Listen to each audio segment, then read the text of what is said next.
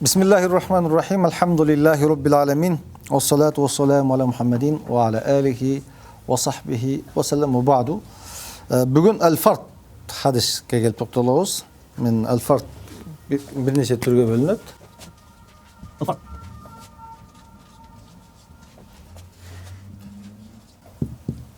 Fard mutlak, fard nisbi dep emnege el-fard mutlak, el-fard nisbi dep ekiye bölünөt.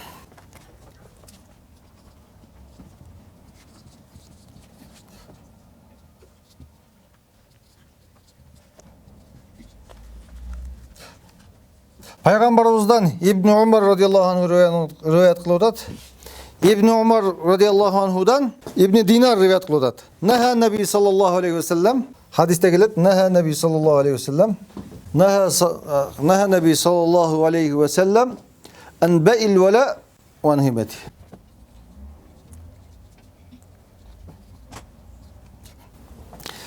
Fard mutlak degen söz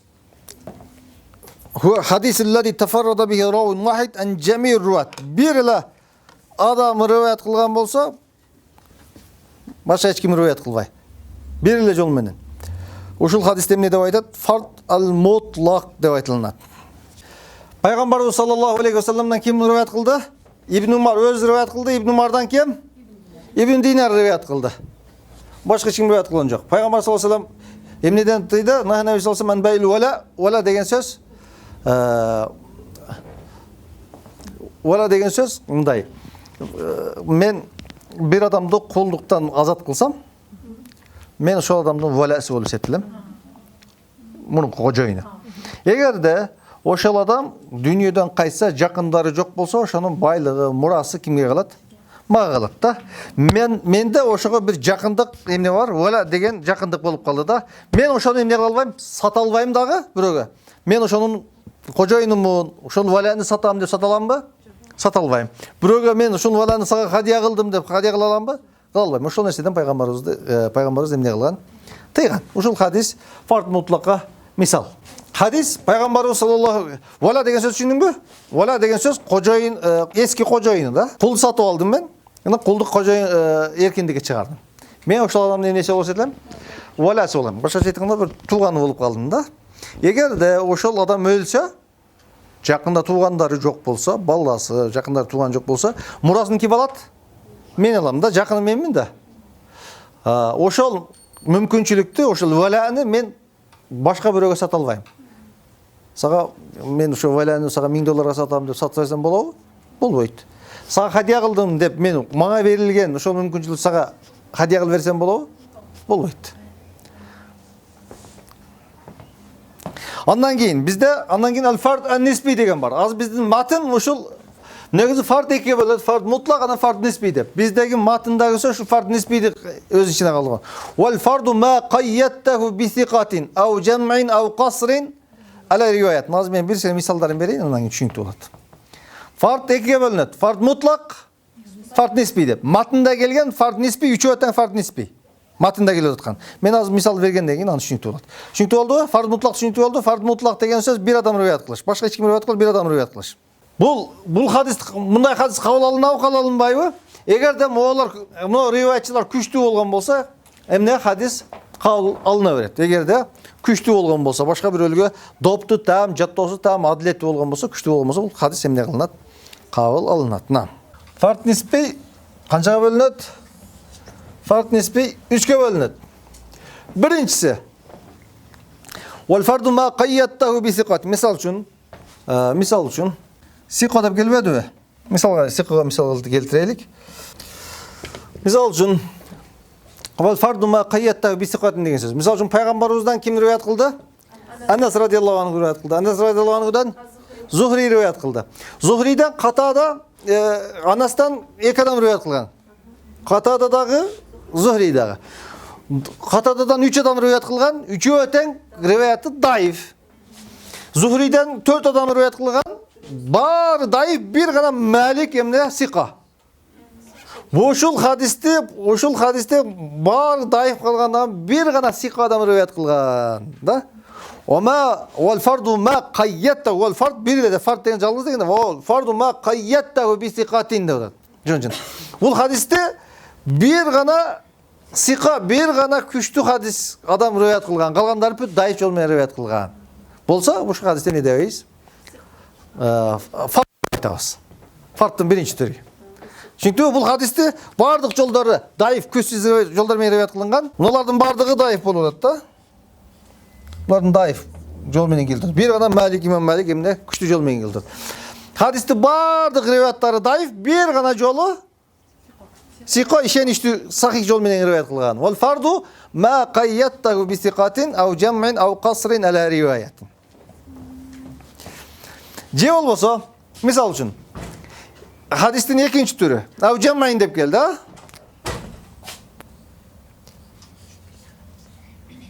Экинчиси эмне? Жамаат риваят кылат да. Бир хадисте жалаң эмне пайгамбарыбыздан риваят кылгандар, хадисти риваят кылгандар куфалыктар мисал үчүн. Хадисти ким риваят кылды? Хадисти пайгамбарыбыздан ким риваят кылган? Абдуллах ибн Масуд риваят кылган, сахаба. Экинчисин Али ибн Аби Талиб риваят кылган. Али ибн Аби Талибтен келген жолдордун баары каяктар? Куфалыктар. Абдуллах ибн Масудтан риваят келген жолдордун баары каяктар? Куфалыктар. Бул бир нече адам риваят кылган, бирок алардын баары каяктар? Бир эле тарап куфалыктар да, көп адам риваят кылган, бирок бир тараптуулар. Ошон үчүн буну авал фарду ма qayyattahu bi siqatin биринчи жолу бул, экинчиси ау жаммайн бир жалаң көп адам риваят кылган. Бул сахих болушу мүмкүн, даиф болушу мүмкүн булар. Медеги риваят кылган адамдарга карап. Ау qasrin ala riwayatin. Талиб риваят кылган. Молордун бардыгы, молордон бир нече адам риваят кылган, булардын бардыгы каяктар? Налыктар, не? Куфалыктар. Үчүнчүсү. Фард ау жамна ау qasrin деп келген, а? Масалан, пайгамбарыбыздан ким риваят кылып атат? Анас риваят кылып атат. Анастан Катада, Сабит, Зухри риваят кылып атат да. Бирок ушул жерге келгенде булардан эч ким риваят кылып атат. Жалаң Зухриден Малик менен гана хадис келип атат да. Ушул жер менен ушундай жол менен гана уланып кетет. Ошону ау qasrin деп көп болуп келат улу ошол жерден имам Зухриден, имам Анастан кийин Зухриден ким гана риваят кылган? Малик гана риваят кылган деп келет. Ушуну qasr деп айтылат.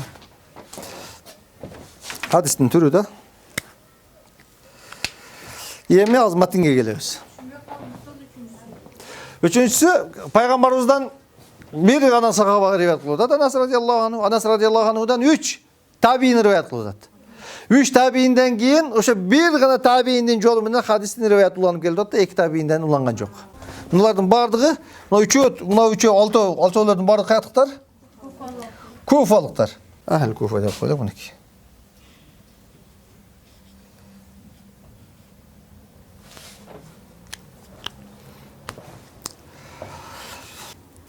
Кеттик андан кийин, караңыз, кеттик. Матынга кайтабыз. Урчуларды коебуз, а? Вал фарду ма qayyattahu bi siqatin. Вал фарду ма qayyattahu bi siqatin. Көп адам риваят кылган, бирок сика жол менен бир гана жол менен келди деген сөз. Вал фарду ма qayyattahu qayyada деген сөз байлады деген сөз. Ороду деген сөз, чектеди деген сөз. Вал фард ма qayyattahu bi siqatin. Бир гана ишеничтүү жол менен келди деп айткан сөзүң. Вал фарду ма qayyattahu bi siqatin. Ау жаммаин, же көп адам риваят кылды. Куфалыктар, шамдыктар, мадиналыктар деген сөз. Ау qasrin ala riwayatin, же бир гана жол менен келген, паланчадан паланча гана риваят кылган деген сөз. Зухриден ким гана риваят кылган? Малик гана риваят кылган деген сөз. Деген сыяктуу ушулардын бардыгы хадис фард деп айтылат. Хадис фард сахих болушу мүмкүн, даиф болушу мүмкүн. Токмада болуп калышы толук ыктымал. Андан кийин хадистин андан кийинки түрү. Вама би'иllatin гамудин ау хафа muallalun indahum qad urifa. Hadis muallal деген деген сөз. Вама би'иllatin гамуд деген чуңкур, ушул терең, чуңкур, көрүнбөгөн, жашыруун бир эмне бар? Ору бар. Ошол хадисти мухаддистер эмне деп айтат дейт? Муаллал хадис деп айтышат дейт. Муалл индахум qad urifa, индахум ким эми? Мухаддистердин астында. Qad urifa ушуну алып хадисти муаллал деп билишет. Жогоруда айтканда улаган хадисти эмне кылып коет ал? үзүп коюшу мүмкүн. Үзүлгөн хадисти улап коюшу мүмкүн. Ушулардын бардыгы эмне? Хадис муаллал деп эсептелинет. Түшүнүктүбү? Андан кийин ал-муттариб ва зухтилафи санад навматнин муттарибун инде ухейлил фанни. Хадис муттариб деп коет. Муттариб деген сөз негизи туруксуз мааниси. Туруксуз болгон нерсени муттариб деп коет. Туруксуз нерсени. Бул риваятчы туруксуз да. Хадис муттариб. Мен бүгүн ким? Атың ким? Чолпон. Сен ким? Малика. Малика Чолпондан укту деп риваят кылам да. Эртеси күнү Чолпон Маликадан укту деп риваят кылам. Bir gün мындай, bir gün мындай, bir gün мындай, bir gün мындай да. Хадис эмне болуп атат? Туруктуулук жакта муттариб. Хадисте эмне бар? Иттирап бар, турук. Не? Ва зухтила фи санад навматнин. Бул иттирап арган матында болушу мүмкүн, санатта болушу мүмкүн. Санатында bir gün мындай риваят кылат, эртеси күн мындай риваят кылат. Бүрсү күн мындай риваят кылат. Санат хадистин матынында эмне жок, туруктуулук жок да, аргандай риваят кылат. Ошону дагы эмне хадис эмне деп коет? Муттариб деп коет. Же болбосо санатын алмаштырып коет. Буну бияка өзгөртүп коет, буну бияка өзгөртүп коет. Булардын бардыгын эмне деп айтат? Хадис муттариб деп айтат. Бул анын эмне, эгерде бир жолу, эки жолу болсо маселе жок. Ар дайым ушинтип адашкан болсо, бул адамдын хадис эмне болуп эсептелинет? Даиф, күчсүз болуп эсептелинет. Ошон үчүн айтып атат. Ва зухтилаф инсанын навматнин муттарибун инде ухейлил фанни деп атат. Нам. Андан кийин бир нерсеге токтолуп коюп хадис токтотоюн. Андан кийин бизде хадис мудраж деген бар. Вал мудражату фил хадиси ма атат мин баъди алфази руати иттасалат. Мудраж деген сөз киргизип жиберилген нерсени мудраж деп айтат. Санаттын башына, бул дагы мудраж санатта болушу мүмкүн, же матында болушу мүмкүн. Санаттын башына бир адамды кошуп коет, же ортосуна, же аягына бир адамды кошуп коет. Жок эле адамды. Санатка. Же болбосо хадистин эмнесине кошуп коет? Матынга сөз кошуп коет. Абу Хурайрадан риваят кылынат. Асбигул вуду дейт. Даратты толук алгыла дейт. Фаин Абул Касим саллаллаху алейхи вассалам кал вайлун лил акаби минан нар деп келет. Жуулган кызылашыктарга, чала бучук жуулган кызылашыктарга вайл тозак болсун деп келет. Башка бир хадистерде пайгамбар саллаллаху алейхи вассалам кыямат күнү асбигул вуду даратты толук алгыла. Анткени кыямат күнү менин үммөтүм байкы гуррун мухажжалин деп келет. Кашка аттардын, жылкылардын пешенесинде, буттарында капкара болуп, же кыпкызыл болуп, буттарында, пешенесинде кашкалар болот го, ошону гуррун мухажжалин деп коет да. Кыямат күнү менин үммөтүм дарат алган жерлери менен ошол кашка аттай көрүнүп, билинип, бөлүнүп турат деп айтат. Ошондуктан даратты толук алгыла дейт. Андан кийин ошонго Абу Хурайра дарат алганда эмне кылат эле? Ашырып колдорун далла чейин жуп асбигил вуду даратты толук алгыла дейт эле. Асбигил вуду деген кимдин сөзү? Абу Хурайрадын сөзү. Пайгамбарыбыз айткан, хадис башка, бирок хадистин башына пайгамбарыбыз айтты дегенден кийинби өзү ошол нерсени чечмелеш үчүнбү эмне деген сөздү кошо берген? Асбигул вуду даратты толук алгыла деген сөздү эмне кылып берген? Кошуп берген. Ошол асбигул вуду деген сөз риваятчынын сөзү кирип кеткендигин аны уккан адамдар эмне деп ойлоп алат? Хадис деп ойлоп алат дагы, анан ошону кийин хадис пайгамбардын сөзү кылып риваят кылышы берет. Ушул хадисте эмне деп айтат? Мудраж деп айтат. Вал мудражату, ошончо айтат, карасаңар. Вал мудражату фил хадиси ма атат. Min bazı kebirler, min bazı alfaz ruvat ittasalat. Kebir rivayetçilerin sözü ulanıp kalat. Men aytam misal üçün sizlerge. Peygamberimiz sallallahu aleyhi ve sellem aytkan. Enеңерди сыйлагыла. Анткени фаиннал дженнете тақда, пайгамбарыбыз айткан, фаиннаха тақда агдамиха деп айткан, бейшинелердин таманынын астында деп айткан деген сөздү айттым да. Мен пайгамбар айткан дегенден кийин мен айттым. Не деген сөздү айттым? Энеңерди сыйлагыла. Мен пайгамбар айтты дегенден кийин силерге түшүндүрүш үчүн эмне деген сөздү кошуп атам? Энеңерди сыйлагыла деген сөздү кошуп атам, бирок уккандар эмне деп түшүнүп алат? Ошо энеңерди сыйлагыла деген сөз дагы пайгамбардын сөзү экен деп түшүнүп алат. Ошон үчүн айтып атат. Вал мудрajat фил хадис, хадисте ушундай фил хадиси ма атат. Бир хадистерде келип калат. Min ba'di alfaz, kebirөлөрдүн сөзү Rivayet ittasılat keyber rivayetçilerin sözü ulanıp ketedi. Koşulup kalat dep atat. Hadis mudraş деген түшүнүктүү болду. Бияка карап койсоңор дагы канча мисалдарды келтирген, жакшылап түшүнөсүңөр.